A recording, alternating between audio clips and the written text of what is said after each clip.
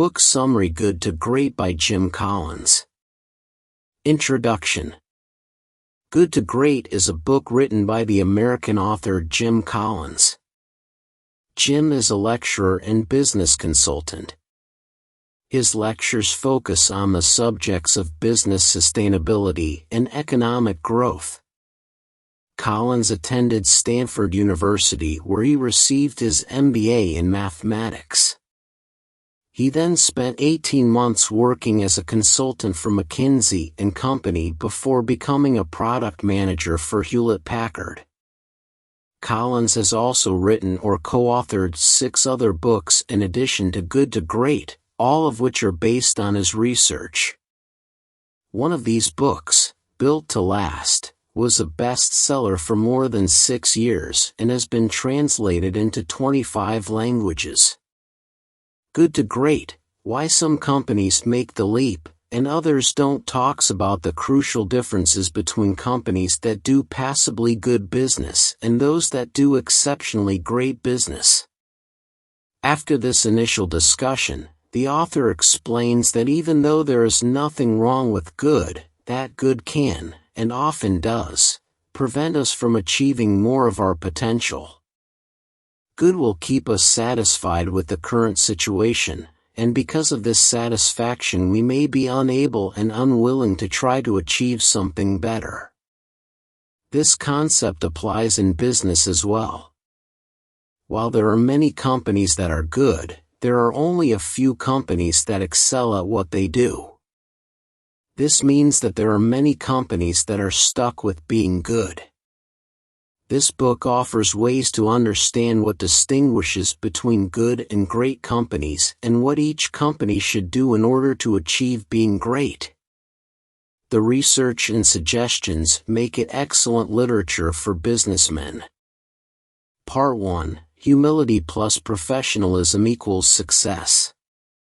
The first part of the book opens with the author's claim that the main characteristic of every successful company is that it has a great leader. What does having a great leader mean? What are some traits of a great leader? According to Collins, great leaders are those who successfully combine their own personal humility with their professionalism, which means that, although they possess great education and knowledge about what they do, they always put the whole company ahead of their own personal gain. These leaders are not caught up in their own egos, reputations, future careers, or their wish to become rich at any cost. Even though many people think that being a great leader means being ambitious and having a certain reputation, this is not true at all. Being a great leader means putting your company's needs ahead of your own egoistic needs. Being a great leader means to be humble, self-effaced, and at the same time, extremely driven to see that the company, or companies, is going up. Being humble, passionate, and driven are keys to success and vital steps to being a great leader and having a great company. That is exactly why, according to the author, successful leaders often emerge from a company they are working for. Part 2: First Step: Hire the Right People. This chapter opens with the author's statement that in order for a company to be successful, the first step is hiring the right people. When you hire people that are just right for the job, you know that you have done something great towards becoming a great company. As a leader, it is vital to decide what your company will become, and as a good leader you will try to do that by determining vision, strategy, and organizational structure. But before deciding what, you need to consider other important factor if you want your company to be great, and that is deciding who. Deciding who will work for you will help you to execute every other major decision regarding your company, now and in the future. Choosing the right people is one of the most important goals for you, as the leader of your company. Why is that? Because each company is only as good as people who work for it. Here the author explains the main difference between the good and the great companies, saying that good companies have great leaders and a lot of people that follow and help this leader. This makes them good workers and/or associates. But in order to be great and to have a great company, a great leader also needs to have great employees in all positions. Here the author mentions two important things to keep in mind. People are your most important asset, and the right people are your most important asset. He also says that even though at first it may look as if these two aspects are not so significant, they in fact are extremely important. Deciding to invest your effort in hiring the right employees at all levels is crucial if you want to have a great and truly successful company. If you do not do that, your company will certainly, sooner or later, suffer from problems. One of these problems is that a company can become bloated and the company's mission and goals may seem unclear. This will allow for lower-ranked employees to quit, and when they quit then the company will have to employ people that are not adequately educated and/or prepared for what they are supposed to do. It is also important to note here that finding the right people is a trait of leaders who are humble and put their company first, ahead of their own egoistical and overambitious wishes and desires. Having the right people is also crucial because no leader can anticipate everything that will happen within his company and/or market. Having just the right people for the job should be the most vital thing for every leader, especially if he or she wants for his or her company to be not just good but great. Part 3: Confronting Reality and Difficulty. This chapter talks about facing the truth and reality when doing business.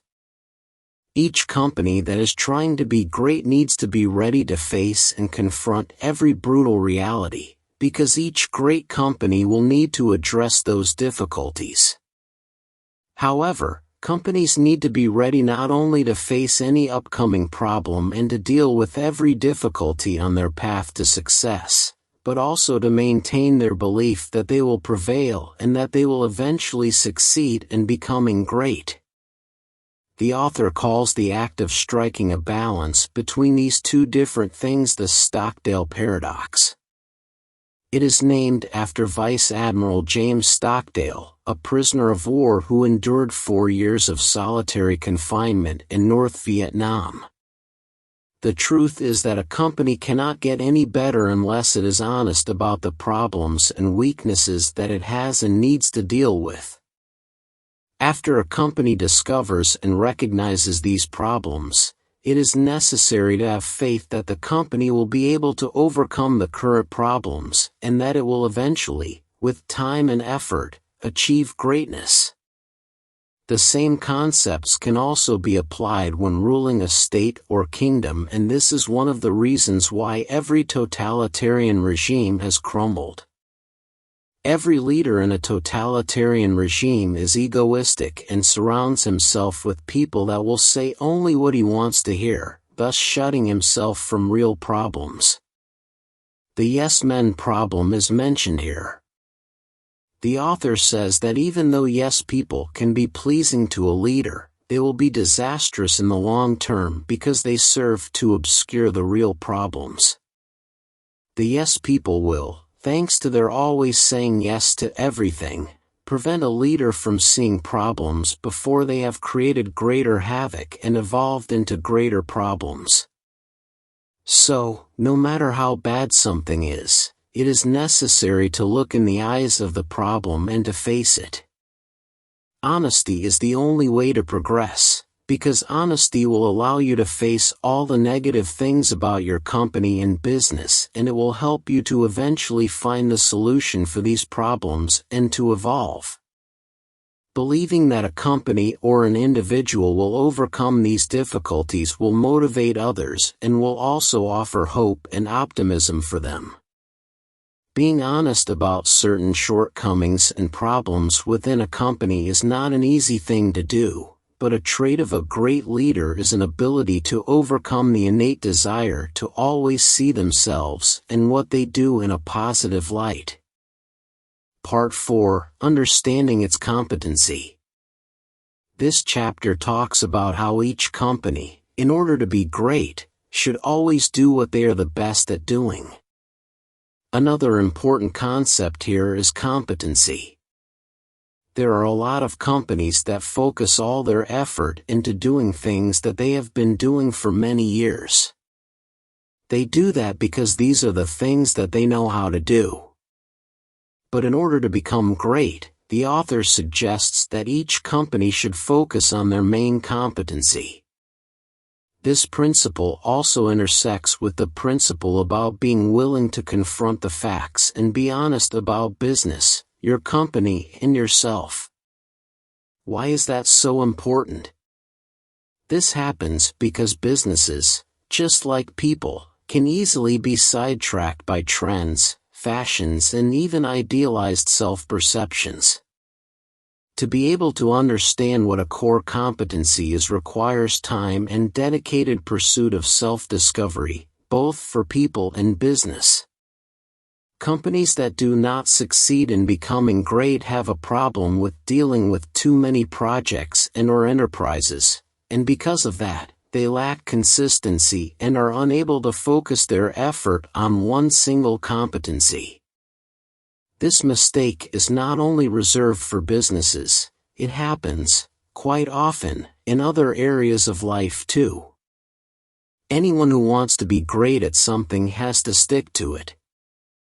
He or she has to invest a lot of time, effort, and sometimes money, though money is not the most important factor. In short, to become great at something requires that a person or business become truly serious about it. Part 5, Discipline. If a leader wants his company to be great, it will require discipline. Here, discipline means that a leader will have employees who will be self-disciplined, self-motivated, and fully committed to what they do.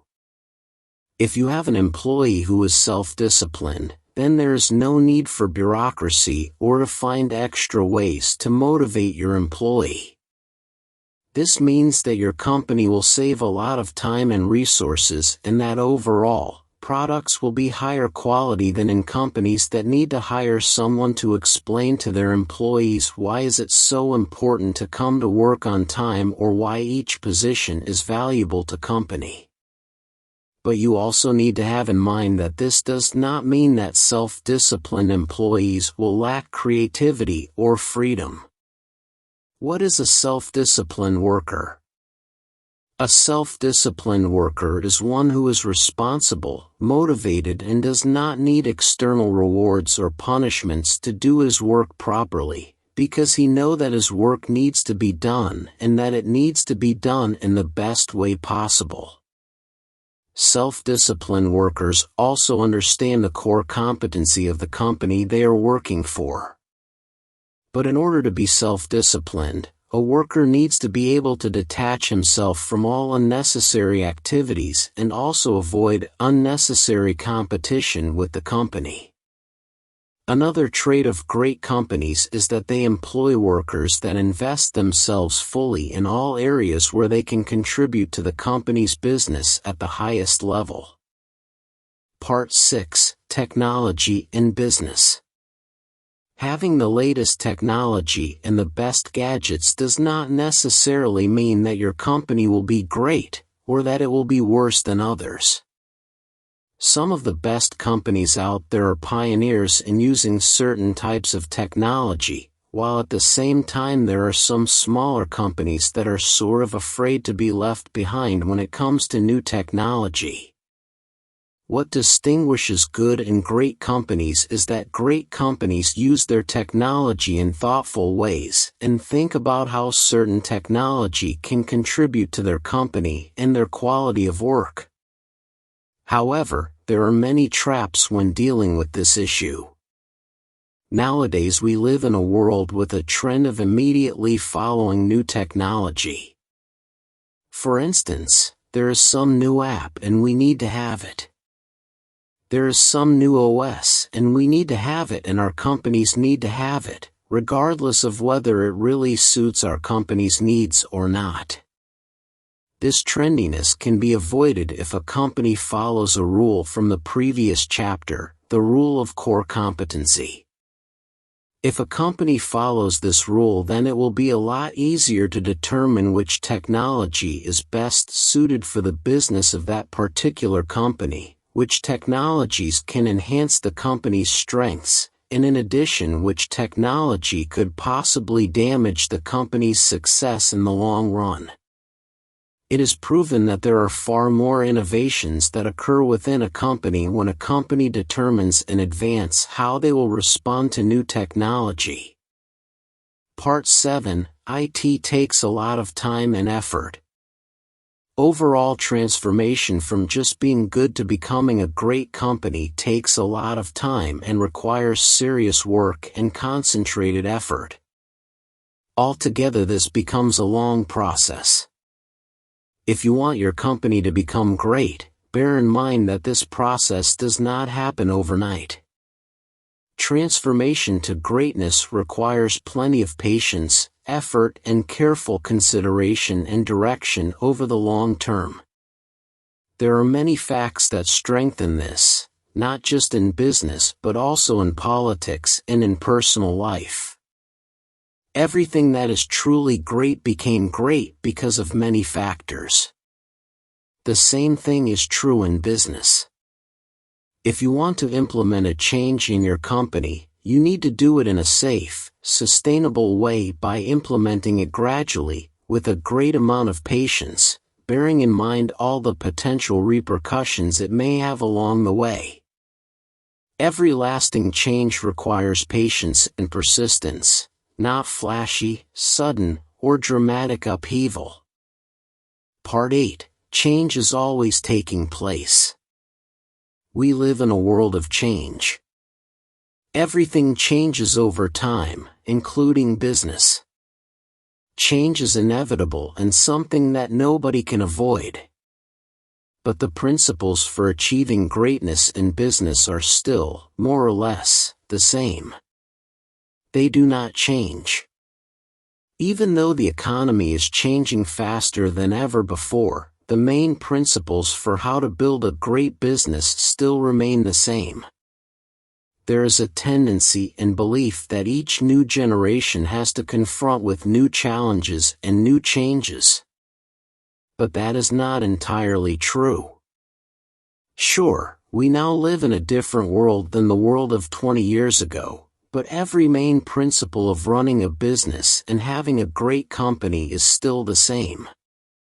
Which means that, no matter what political and/or economic system you live in, if you want to have a great company and to have great business, the methods for accomplishing these goals are the same: hard work, choosing the right people for your team, patience, being honest about yourself, your shortcomings and the shortcomings of your company, and sticking to the core competence.